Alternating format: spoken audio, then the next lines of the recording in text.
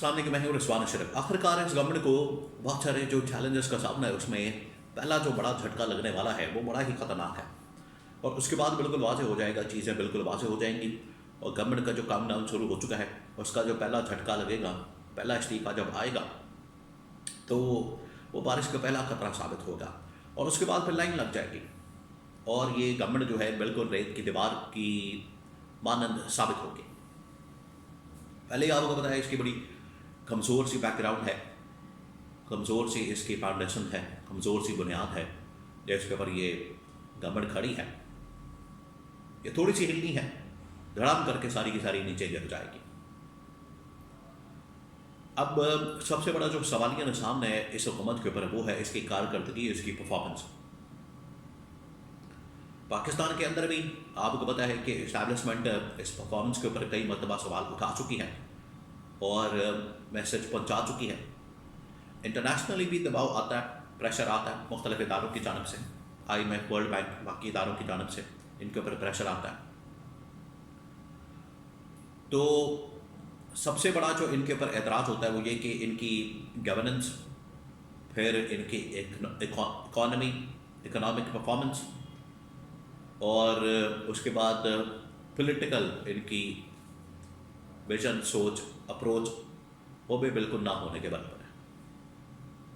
अब किसका पहला इस्तीफा आ सकता है, उसके बाद कौन कौन लाइन में लगे हुए हैं, इस्टेब्लिशमेंट की इस वक्त सोच क्या है, क्या एक नई अबूरी हुकूमत कायम की जा रही है, नया सेटअप कायम किया जा रहा है, उसके हवाले से बातचीत हो रही है।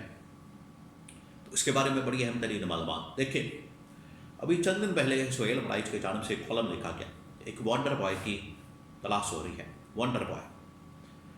अब उसी ग्रुप की जानब से, यानी ये सारा कुछ जो है वो चंद चीज़ों के अंदर पब्लिश किया जाता है, चलाया जाता है, उसको प्रमोट किया जाता है, उसकी पूरी कैंपेन की जाती है और मुख्तलिफ लोगों के नाम लिए जाते हैं कि ये फ़लाना वंडर बॉय हो सकता है, फ़लाना बिलावल हो सकता है, मोहसिन नकवी हो सकता है, या कोई और इस तरह का आदमी हो सकता है वंडर बॉय, जो सोहेल बड़ाइच ने लिखा कि वंडर बॉय की तलाश हो रही है।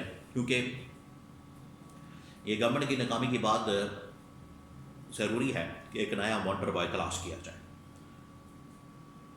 लेकिन अब उसी ग्रुप, उसी जंगजियों की जानब से एक और ख़बर पब्लिश की गई। पहले सोहेल बड़ाइच ने खबर पब्लिश की और अब अंसार अब्बासी की जानब से खबर पब्लिश की गई कि कोई वंडर बॉय नहीं आ रहा और जो वंडर बॉय है वो वही है, यानी कि शहबाज है। तो किसी किस्म की तब्दीली नहीं हो रही, यानी पहले तब्दीली की बात करना, बाद में तब्दीली से इनकार करना। कुछ तो है जो चल रहा, दोनों के राब्ते हैं, दोनों के सोर्सेस हैं और अपने अपने सोर्सेस का क्लेम वो सामने रखते हैं, इंफॉर्मेशन सामने रखते हैं और इंफॉर्मेशन की बुनियाद के ऊपर ये बात करते हैं। तो कुछ ना कुछ तो है। अब मैं आपको बताता हूँ कि इसके अंदर कहानी क्या, मामला क्या। तलाश तो हो रही है, चीज़ें तो बदल रही हैं और हालात ख़राब हैं, उसको बेहतरी के लिए, बेहतर करने के लिए कुछ ना कुछ तो हलचल हो रही है। इसी वजह से आप ये देख रहे हैं नेशनल डायलॉग कमेटी की मीटिंग, डायलॉग की बात करना, आगे अपोजिशन लीडर की तैनाती, इमरान खान से मुलाकातें और पॉलिटिकल स्टेबिलिटी, 3 बड़े 4 बड़े, ये तमाम चीज़ें। लेकिन साथ ही इनके ऊपर जो प्रेशर है वो है परफॉर्मेंस का, कारकर्दगी का। इनको बार बार 6 महीने 4 महीने की बार बार डेडलाइन दी जा रही थी कि 4 महीने की डेडलाइन है, 6 महीने की डेडलाइन है, अपने आप को बेहतर करें, कारकर्दगी बेहतर करें। नहीं हो रही, आखिरकार पास हो गए। अब टाइम ख़त्म हो गया, 2 साल हो गए, अगले महीने 2 साल मुकम्मल हो जाने, 8 फरवरी को। अब तब्दीली, इसके पीछे आपको लगता है पीपल्स पार्टी भी डिमांड करती है कि हमारा नंबर लगाया जाए, क्योंकि हमें कहा गया था एग्रीमेंट के अंदर ये तय कि आधा टेन्योर जो है वो पीपल्स पार्टी का होगा, आधा टेन्योर जो है वो नून लीग का होगा। ये सारा तय था प्रोग्राम और उसी को सामने रखते हुए ये फिर काम किया गया था, गवर्नमेंट बनाई गई थी। अब पीपल्स पार्टी डिमांड कर रही है कि हमारी जो टेन्योर है, हमारी बारी है, वो दिया जाए। एक तरफ ये भी प्रेशर है, दूसरा ये कि जो इकोनॉमिक परफॉर्मेंस है इनकी बहुत बुरी है, और इकोनॉमिक परफॉर्मेंस को सामने रखते हुए पहला जो इस्तीफा अनकरीब बहुत जल्द आएगा वफाकी वज़ीर ख़जाना औरंगज़ेब का, और उसमें हो सकता है कि या तो नया फाइनेंस मिनिस्टर लाया जाए या फिर इसहाक़ डार को लगा दिया जाए।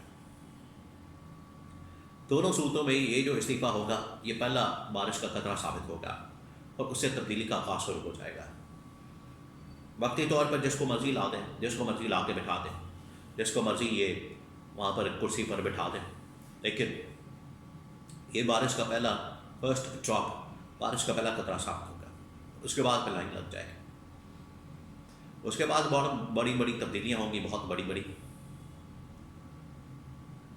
जिसमें interior ministry, law ministry, finance, foreign ministry, तमाम, क्योंकि अगर एक फाइनेंस मिनिस्ट्री को निकाला जाता है और अगर इसकी जगह इसहाक़ डार को लेकर आते हैं तो फिर ज़ाहिर बात है फॉरेन मिनिस्टर भी आपको चेंज करना पड़ेगा, नया लाना पड़ेगा, तो एक खाता हो जाएगा।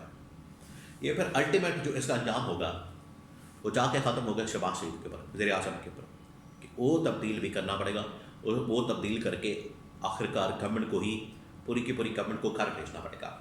और उसका दो इंडिकेशन है, एक ये कि अनकरीब आने वाले दिनों में फाइनेंस मिनिस्ट्री की छुट्टी और नया फाइनेंस मिनिस्टर, नंबर 1। नंबर 2, अभी ये 12 को नेशनल असम्बली, कौमी असम्बली का इजलास हो रहा है, उसमें नए अपोजिशन लीडर की तैनाती ये हो रही, होने जा रही, आप इंतज़ार करें, ये होने वाली। तो ये है वो मामला, ये है वो चीज़, ये है वो हकीकत जो कि आगाज़ होगा, पॉइंट ऑफ स्टार्ट होगा, नुक्ता आगाज़ होगा। यहाँ से इस हुकूमत की तब्दीली का आगाज़ शुरू हो जाएगा, शुरुआत हो जाएगी, और फिर उसके बाद मामला आगे जाएंगे। ये है, और ये गवर्नमेंट को पता है, हुकूमत को इस चीज़ का आइडिया है, इसी वजह से वो हाथ पाँव मार रहे हैं, इस्टेब्लिशमेंट के साथ राब्ते, इंटरनेशनल ताकतों के साथ राब्ते, फलाने के साथ राब्ता, उसके साथ राब्ता, लेकिन बचत मुश्किल है। जो इन लोगों ने कर दिया है, जो तबाही और बर्बादी फेर दी है, जिस तरीके से इन्होंने मुल्क का बेड़ा कर दिया, उसके बाद वापसी नामुमकिन है। तो ये इनको भी पैगाम पहुँचा दिया गया, और ख़बरें हैं कि अंदर इस्टेब्लिशमेंट नया वज़ीर आज़म देख रही है, तलाश कर रही है, और एक नया नाम ला रही है। लेकिन मैं आपको एक बात बताऊँ कि आखिरकार इनको उधर जाना पड़ेगा जिसकी बात DGISPR ने की कि जमहूरियत, अगर जमहूरियत बहाल होती है, मैंडेट उसका जिसको मिलता है उसे दे दिया जाता है, तो 90% मसाइल पाकिस्तान के ऑटोमेटिकली हल हो जाएंगे।